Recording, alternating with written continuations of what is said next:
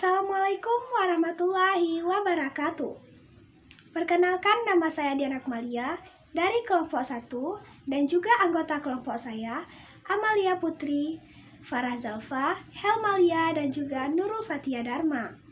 Baiklah, pada kesempatan ini kami akan mempresentasikan hasil kerja kelompok kami tentang bahan tambahan pangan perisa. Bahan tambahan pangan adalah bahan yang ditambahkan dengan sengaja ke dalam makanan dalam jumlah kecil dengan tujuan untuk memperbaiki penampakan, cita rasa, tekstur, dan memperpanjang daya simpan. Selain itu, juga dapat memberikan nilai gizi seperti protein, mineral, dan vitamin. Salah satu bahan tambahan pangan yang akan kami bahas adalah bahan tambahan pangan perisa. Menurut Permenkes nomor 33 tahun 2012 menyebutkan bahwa perisa adalah bahan tambahan pangan berupa preparat konsentrat yang digunakan untuk memberikan flavor dengan pengecualian rasa asin, manis, dan asam. Dengan adanya perisa, maka dapat menghasilkan rasa dan bau yang diinginkan. Perisa makanan merupakan bahan tambahan pangan yang dapat memberikan menambah atau mempertegas rasa makanan dan terdiri atas dua kelompok, yaitu perisa sintetik dan perisa alami. Perisa sintetik merupakan perisa yang sangat berbahaya untuk dikonsumsi, terutama dalam kadar yang berlebihan. Perisa sintetik ini dibuat dari bahan kimia dan tidak terdapat di alam. Contohnya yaitu etivanilin yang mempunyai aroma vanila. Sedangkan perisa alami merupakan perisa yang diperoleh melalui proses fisik, mikrobiologis, atau enzimatis dari bahan tumbuhan atau hewan yang diperoleh secara langsung atau setelah melalui proses pengolahan. Perisa pangan selain memberikan atau menambahkan rasa, perisa juga digunakan sebagai pemberi aroma atau bau terhadap makanan maupun minuman. Adapun beberapa fungsi dari perisa yaitu meningkatkan daya tarik pangan, menstandardisasi perisa produk akhir, menguatkan perisa awal yang lemah, menggantikan perisa yang hilang selama pengolahan, menutupi karakter-karakter yang tidak menyenangkan, dan meningkatkan nilai ekonomis produk. Di sini saya akan melanjutkan materi dari kelompok saya, yaitu pembahasan selanjutnya itu ada jenis dan sumber perisa dan juga karakteristik perisa. Di sini jenis perisa itu ada 7 macam. Yang pertama itu ada senyawa perisa alami, yang kedua itu ada bahan baku aromatik, yang ketiga itu ada preparat perisa, yang keempat itu ada perisa asap, yang kelima itu ada senyawa perisa identik alami, yang keenam itu ada senyawa perisa artifisial, dan yang terakhir ketujuh yaitu ada perisa hasil proses panas. Di sini apa itu senyawa perisa alami? Senyawa perisa alami itu adalah senyawa perisa yang diperoleh melalui proses fisik, proses mikrobiologis, atau enzimatis dari bahan tumbuhan atau hewan yang diperoleh secara langsung atau setelah melalui proses pengolahan. Yang kedua itu ada bahan baku aromatik. Bahan baku aromatik itu adalah bahan baku yang berasal dari tumbuhan ataupun hewan yang cocok digunakan dalam penyiapan atau pengolahan ataupun pembuatan perisa alami. Yang ketiga itu ada preparat perisa. Apa itu preparat perisa?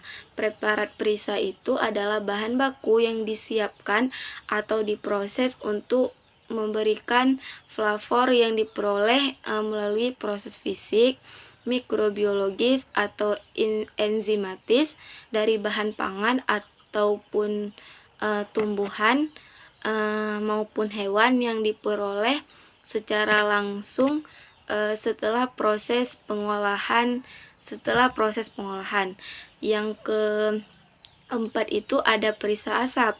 Perisa asap adalah jenis perisa yang diperoleh dari kayu keras, termasuk serbuk gergaji, tempurung, dan tanaman berkayu melalui proses pembakaran terkontrol atau destilasi kering atau perlakuan dengan uap yang sangat panas.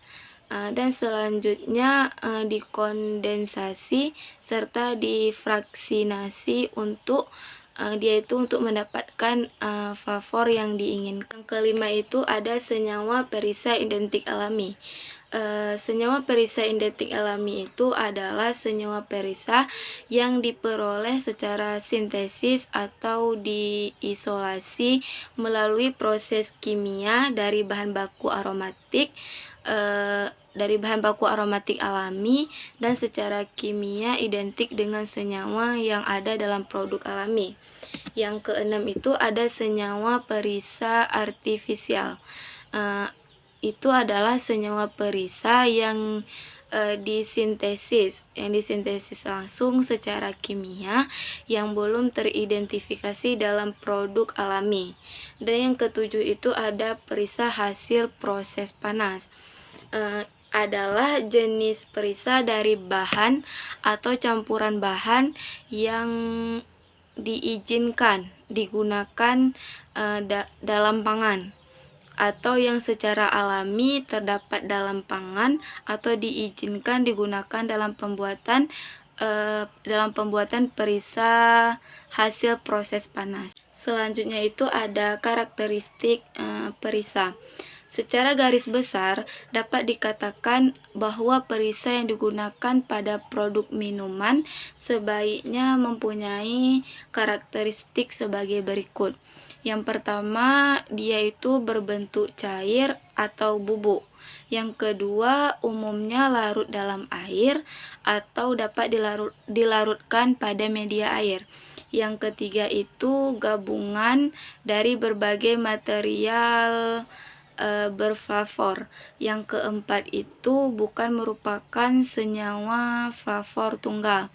Terus yang kelima, memiliki konsentrasi atau kekuatan intensitas flavor yang tepat untuk dapat digunakan secara langsung. Selanjutnya itu memiliki kestabilan yang cukup, bebas dari mikroorganisme patogen, bebas dari mikroorganisme patogen dan perusak. Dan yang terakhir itu dia terbukti secara legal aman bagi konsumsi manusia. Berdasarkan karakteristik, perisa ini dibagi menjadi dua bagian besar, yaitu sweet dan savory. Perisa sweet itu merupakan perisa yang diidentikan dengan perisa buah-buahan seperti buah jeruk, stroberi, nanas, pisang, anggur, apel, melon, dan lain-lain. Dan juga seperti kayak dairy, yaitu seperti susu, krim, keju, mentega, dan yogurt. Terus pun ada kayak kacang-kacangan, dia itu kayak kacang tanah, hazelnut, dan almond. Dan juga apa itu perisa savory?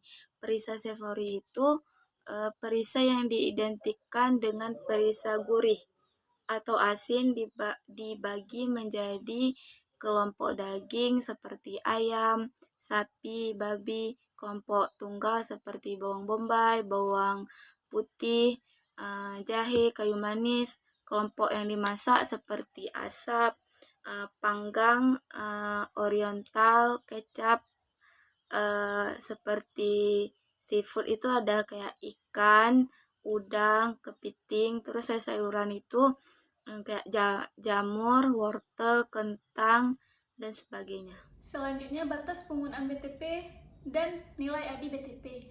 Penggunaan BTP harus mengikuti peraturan yang telah dikeluarkan oleh Otoritas Keamanan Pangan yang meliputi jenis BTP, jenis pangan, dan jumlah maksimal yang diperbolehkan. Badan BPOM melakukan studi untuk memastikan konsumsi pangan mengandung BTP itu aman, sejauh tidak melampaui nilai ADI. Nilai ADI adalah jumlah yang dianggap aman untuk dikonsumsi setiap hari tanpa adanya pengaruh negatif terhadap kesehatan. Nilai ADI dikombinasikan dengan jumlah paparan untuk menentukan batas maksimum penggunaan BTP. Selanjutnya, saya akan menjelaskan mekanisme kerja bahan tambahan pangan perisa dalam tubuh. Ada beberapa mekanisme kerja bahan tambahan pangan perisa dalam tubuh, diantaranya yaitu perisa sebagai zat antimikroba. Zat antimikroba adalah senyawa biologis atau senyawa kimia yang dapat menghambat pertumbuhan dan aktivitas mikroba. Mekanisme kerja senyawa yang bersifat antimikroba ada beberapa macam, yaitu merusak dinding sel mikroorganisme hingga menjadi lisis, mengubah permeabilitas membran sitoplasma, sehingga menyebabkan kebocoran nutrien dari dalam sel, menyebabkan terjadinya denaturasi protein sel, dan menghambat kerja enzim di dalam sel, merusak molekul protein dan asam nukleat, bersifat antimetabolit, serta menghambat sintesis asam nukleat. Yang kedua yaitu perisa sebagai antioksidan. Antioksidan merupakan zat yang dapat menghambat terjadinya proses oksidasi pada produk pangan yang dapat menurunkan kualitas produk pangan tersebut. Proses oksidasi juga dapat terjadi dalam tubuh manusia yang menyebabkan kerusakan sel pada tubuh manusia. Kerusakan sel tubuh pada dasarnya disebabkan oleh adanya radikal bebas. Mekanisme kerja antioksidan sebagai pencegah kerusakan sel tubuh manusia adalah dengan menghambat terbentuknya radikal bebas, menjadi perantara dalam netralisasi radikal bebas yang telah terbentuk, menurunkan kemampuan radikal bebas dalam reaksi oksidasi, dan menghambat enzim oksidatif. Dan yang terakhir adalah perisa sebagai perlindungan dari penyakit degeneratif. Berdasarkan hasil riset, banyak sekali senyawa perisa yang berfungsi mereduksi terjadinya beberapa penyakit degeneratif. Misalnya, dengan mencegah atau mengurangi pertumbuhan sel tumor atau kanker. Kontroversi penggunaan BTP. Kontroversi penggunaan bumbu penyedap berbahan dasar monosodium glutamat atau MSG mendorong terciptanya produk bumbu penyedap non-MSG. Pada tahun 1959 sampai 1970, Food and Drug Administration mengelompokkan monosodium glutamat atau MSG sebagai penyedap yang aman digunakan dengan batas maksimum 120 mg per kilogram berat badan. Hal tersebut belum mampu mengatasi kontroversi penggunaan MSG yang diduga memiliki afiliasi terhadap munculnya Chinese Restaurant Syndrome seperti sakit kepala, palpitasi, mual, dan muntah. Kondisi ini menyatakan bahwa konsumsi MSG secara jelas mampu menyebabkan MSG kompleks, sindrom, dan asma bagi sekelompok orang yang memiliki sensitivitas tinggi terhadap MSG. Saya akan melanjutkan poin ke-8 dan ke-9 terhadap penggunaan bahan tambahan pangan jenis perisa. Nah, yang pertama itu ada gejala dan dampak penggunaan BTP jenis perisa terhadap kesehatan. Nah, yang pertama itu terdapat beberapa gangguan kesehatan seperti rasa lelah, denyut jantung yang tinggi, gangguan saraf, hingga kanker. Yang kedua, ada contoh produk yang mengandung bahan tambahan pangan jenis perisa, yaitu Oreo soft cake. Oreo soft cake merupakan kue bolu dengan perpaduan coklat dan krim vanila yang bertekstur lembut dan kaya akan rasa. Nah, dalam produk ini Oreo soft cake mengandung perisa sintetik jenis coklat dan vanila. Perisa sintetik dapat digunakan dalam berbagai produk jenis makanan. Akan tetapi, perisa sintetik ini tidak dianjurkan untuk dikonsumsi secara langsung, akan tetapi digunakan dengan mengaplikasikannya dengan bahan pangan lainnya agar menghasilkan suatu ciri khas aroma pada produk yang kita hasilkan.